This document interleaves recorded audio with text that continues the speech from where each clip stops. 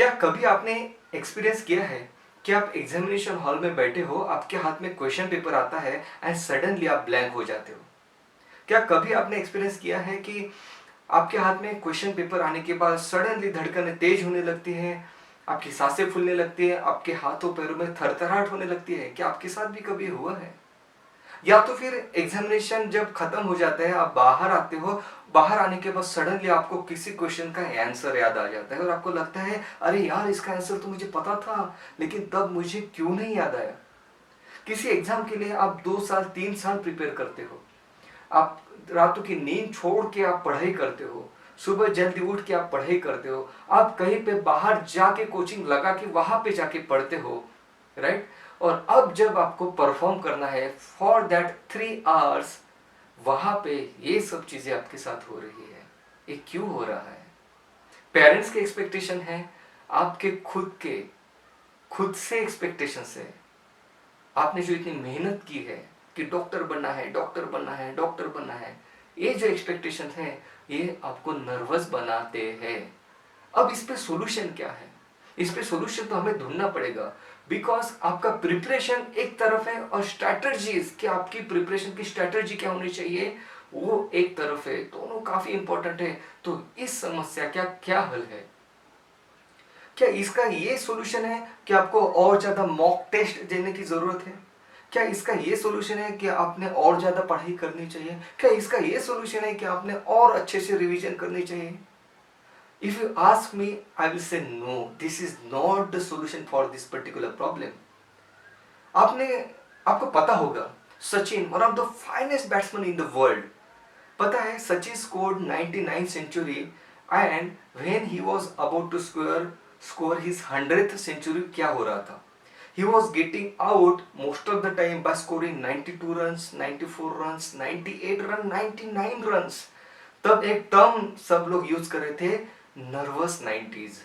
मतलब मेरे 99 century complete हो चुकी है, राइट? अब मुझे 100th सेंचुरी यहाँ पे स्कोर करनी है and that was making the Sachin nervous, right? और उस टाइम पे एक टर्म निकाला गया था, नर्वस 90s। क्या आपको सच में लगता है कि सचिन को उस टाइम पे और प्रैक्टिस करने की जरूरत थी? जो बंदा जिसने 99 सेंचुरी ऑलरेडी स्कोर की है, जो इस मैच में भी 98 99 स्कोर कर रहा है, उसको एक रन स्कोर करने में क्या दिक्कत आ रही है? ये जो प्रॉब्लम है ये प्रैक्टिस से नहीं सॉल्व होगा, राइट? इसे कहते हैं परफॉर्मेंस एंजाइटी। आई रिपीट, इसे कहते हैं performance anxiety. And this is not a disease, ये बिल्कुल कोई डिसीज नहीं है। This is a normal behaviour. बिल्कुल जैसे आप हंसते हो, आप रोते हो, आपको खुशी होती है, आपको दुख होता है, वैसे ही this is anxiety, this is your behaviour. I don't call this as a disease, this is called as a performance anxiety. अब ये क्यों हो रहा है? अब ये क्यों हो रहा है? अब ये इसलिए हो रहा है क्योंकि आपका जो माइंड है, आप जब एग्जामिनेशन हॉल में बैठे हो तब आपका माइंड स्ट्रेसफुल कंडीशन को हैंडल करने के लिए प्रिपेयर नहीं है। See guys, I am not here to give you some kind of motivational talk. I don't believe in motivation actually. If you ask me, motivation is something kind of a fire for me. जो fire जल्दी और जल्दी बुझ जाती है, मैं उस पर बिलीव नहीं करता हूँ। I believe in a scientific methods and scientific reasons for that particular behaviour. जब मैं फर्स्ट अटेम्प्ट जब मेरा दे रहा था for my pre medical entrance examination, so you will be surprise to know, तब हमें वहाँ पे क्वेश्चन पेपर पे, मतलब जब आंसर पेपर पे हमें हमारा नाम लिखना पड़ता था और मैं इतना ज़्यादा टेंस था उस वक्त कि मुझे डॉक्टर बनना है, डॉक्टर बनना है, डॉक्टर बनना है। तब मैंने मेरा नाम KRUNAL कृणाल लिख दिया था, जबकि मेरा नाम KUNAL कुणाल है, राइट?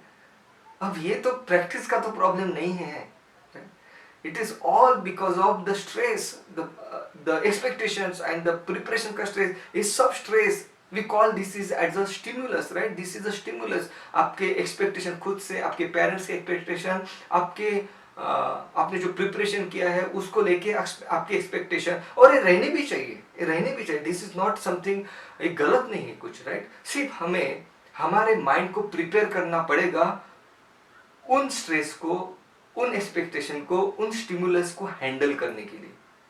क्योंकि अगर आप आपके माइंड को कंट्रोल नहीं कर पाए तो क्या होगा? It's like something called as horse riding. आप किसी हॉर्स पे बैठे हो और वो अपने हिसाब से भाग रहा है, जो लगाम है वो आपके हाथ में नहीं है, उसको जहां चाहे वो लेके जाएगा। वही वही हमारे माइंड के साथ भी होता है। अगर हमने हमारे माइंड को ट्रेन नहीं किया तो वो भी ड्यूरिंग द एग्जामिनेशन उसके हिसाब से भागना शुरू कर देगा।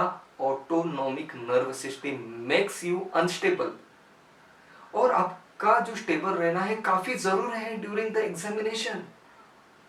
मुझे बताइए कि आपको cycle, there are lot many cycles in biology, आपको फिजिक्स भी है, केमिस्ट्री भी है, जहां पे आपको आपके माइंड को एकदम से रिलैक्स रखना पड़ेगा। जब तक आप रिलैक्स नहीं रखोगे तब तक you will not be able to answer the questions perfectly. अब हमें क्या करना है, इस पे सॉल्यूशन, ध्यान से सुनना मेरी बात, क्योंकि जो गलतियां मैंने की है, जो ठोकर मैंने खाई है, मैं चाहता हूं कि वो चीज आपके साथ ना हो। इसलिए मैं पहले आपको वार्न कर रहा हूँ कि यार ये गलती मैंने ऑलरेडी की है, उसके बाद मैं सीखा हूँ कि इस गलती को किस तरीके से सुधारना है, वही मैं आपको बता रहा हूँ। सो देखो, आपको क्या करना है, आपके माइंड को उस स्ट्रेसफुल कंडीशन में लेके जाना है। उस स्ट्रेसफुल कंडीशन में लेके जाके आपको आपके माइंड को इंस्ट्रक्शन देने पड़ेंगे कि उसको वहां पे किस तरीके से बिहेव करना है, क्योंकि उसको नहीं पता है कि वहां पे जाके क्या करना है, बिकॉज उसके लिए ये फर्स्ट टाइम कंडीशन है। अब फर्स्ट टाइम का मतलब ये नहीं कि आपने ड्रॉप लिया हो और फिर आप सेकंड टाइम एग्जाम के लिए जा रहे हो, तो this is not your first time. तब भी आपके लिए फर्स्ट टाइम है, मतलब रिपीट करने के बाद, ड्रॉप लेने के बाद तो आपके फर्स्ट टाइम है। तो आपके ब्रेन को, आपके माइंड को नहीं पता है कि वहां पे जाके किस तरीके से बिहेव करना है, वो रैंडमली बिहेव करना शुरू कर देता है। आप एक साइड से क्वेश्चन पढ़ रहे हो एंड सेकंड साइड से आपके माइंड्स में थॉट्स जंप कर रहे हैं which is making you unstable. और आपके माइंड को बेवकूफ बनाना बिल्कुल आसान है, बिल्कुल आसान है। देखो, मैं हमेशा मूवीज का एग्जांपल देता हूँ आपको, मैं यहाँ पे भी मूवीज का एग्जांपल दूंगा। आप किसी मूवी को देखते हो, वहां पे मान लो कोई बड़ा ही सैड सीन चल रहा है, क्या होता है? डू यू फील हैप्पी जब वहां पे कोई सैड सीन चल रहा है? नहीं, नहीं होता है। जब कटप्पा बाहुबली को मारता है तो ये नहीं होता कि बड़ी ही खुशी हो रही है हमें, नहीं। क्यों नहीं होता है? क्योंकि माइंड समवेयर इज कन्विंस कि ये चीज रियलिटी में हो रही है। आपके माइंड को बेवकूफ बनाना बिल्कुल आसान है। हमें इसी इसी उसकी जो कमजोरी, इसका ही फायदा हमें लेना है। सो इस फायदे को लेने के लिए, ये चीज करने के लिए हमें सबसे पहले ये जो हमें सीखना पड़ेगा कि इसको हमें किस तरीके से ट्रेन करना है। So I will divide this procedure in a two step. The number one step is कि आपके ऑटोनॉमिक नर्वस सिस्टम को किस तरीके से रिलैक्स करना है, एंड नंबर सेकंड स्टेप कि रिलैक्स करने के बाद उसने किस तरीके से बिहेव करना चाहिए ड्यूरिंग द एग्जामिनेशन, राइट? तो रिलैक्स किस तरीके से करना चाहिए, और ये मैं आज भी प्रैक्टिस करता हूँ जो मैं आपको बता रहा हूँ। ये नहीं कि मैं सिर्फ आपको बता के बड़ी बड़ी बातें करके यहाँ से चला जाऊंगा, नहीं। जो खुद चीज मैंने सीखी है विच 100% works, that's what I share with you. आपको खुद को इंस्ट्रक्शन देने पड़ेंगे, आपको खुद को रिलैक्स करना पड़ेगा। रिलैक्स करने के लिए खुद को रिलैक्सेशन के इंस्ट्रक्शन देने पड़ेंगे। We call this as a self instruction या फिर सेल्फ हिप्नोटाइजेशन, आप कह लीजिए, जो भी आपकी मर्जी हो। तो सबसे पहले आपको इंस्ट्रक्शन देते हुए आगे बढ़ना है। From the tip of the great toe, आपके पैर का जो ग्रेट टो है, वहां से आपको बॉडी को रिलैक्स करना शुरू करना है। So the instruction goes like this: my feets are getting relax, my legs are getting relax, my knees are getting relax, my back is getting relaxed, my shoulder, my hands, my palms are getting relaxed, my neck is getting relaxed, my facial muscles, my forehead is getting relax and relax। आपको instruction खुद को देना है, खुद को relax करना है, और रिलैक्स करने के बाद द नेक्स्ट स्टेप आपके जो नेक्स्ट इंस्ट्रक्शन है आपके माइंड को आपको देने हैं। The instruction should be in present continuous tense.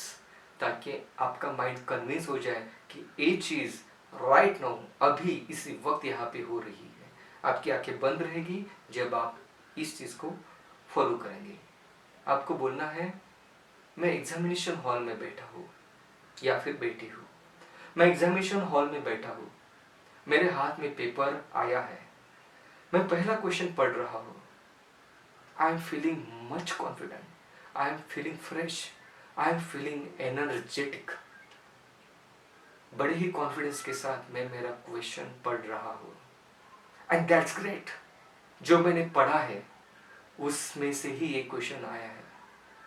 Perfect recall with perfect memorising trick I am able to recall the answer of this question, और मैंने बिल्कुल परफेक्ट आंसर मार्क किया है। I am so happy.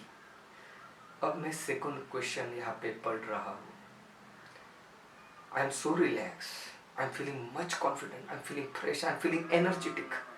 बड़े ही energy के साथ with enthusiasm मैं मेरा सेकंड क्वेश्चन पढ़ रहा हूँ।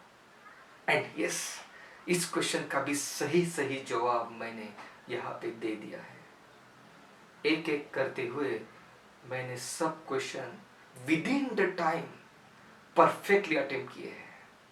I am so happy, I am so happy, I am feeling so energetic, I am feeling so confident. मैंने मेरा complete paper within the time complete किया। आई एम सो हैप्पी, मैंने मेरा 100% इस paper में दे दिया है। I am feeling so happy, I am feeling so confident, I am feeling so fresh, I am feeling so energetic. मैं बहुत खुश हूँ, मैं बहुत खुश हूँ। I am the winner, I am the winner. बड़े ही रिलैक्सेशन के साथ, बड़े ही एनर्जी के साथ, बड़े ही कॉन्फिडेंस के साथ मैंने मेरा पेपर सॉल्व किया है। I am feeling so confident, I am the winner, I am the winner, I am the winner. ये इंस्ट्रक्शंस है जो आपको खुद को देने हैं। जब आप एक खुद को दोगे तब एग्जामिनेशन में आपका माइंड इसी तरीके से बिहेव करेगा। उसको बताना पड़ेगा दैट ही इज कॉन्फिडेंट, आपको बताना पड़ेगा that your mind is energetic, आपको बताना पड़ेगा there is enthusiasm in your mind. तब जाके इसको फील होगा कि हाँ ये चीज है।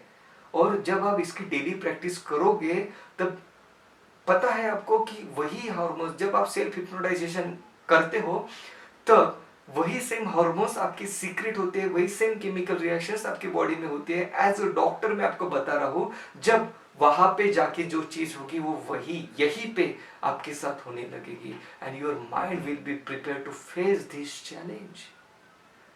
आई urge you guys to follow this instruction, and I call this as a third golden step, and I call this as the step of I am the winner.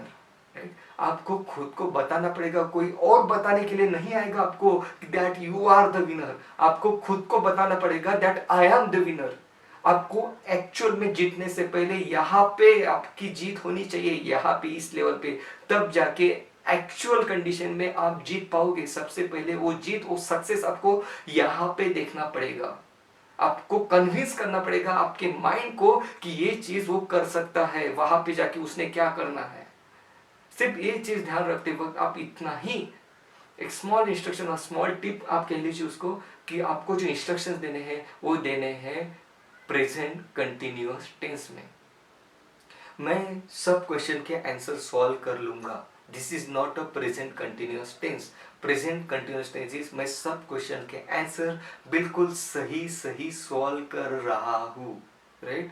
So this is all the proven fact, this is all the scientifically proven method, and I urge you, I request you guys to follow this instruction, to follow this I am the winner golden step, because इससे मुझे काफ़ी फ़ायदा हुआ है और मैं चाहता हूँ आपका भी फ़ायदा हो। जो आप इतनी अच्छे से प्रिपरेशन कर रहे हैं, मैं ये नहीं चाहता कि आप उस स्ट्रेसफुल कंडीशन में जाके वहाँ पे स्ट्रेस हो जाओ। So this was my third golden step for you guys. That was all about this session. If you find this third golden step useful, do let me know in the comment. Thank you so much guys.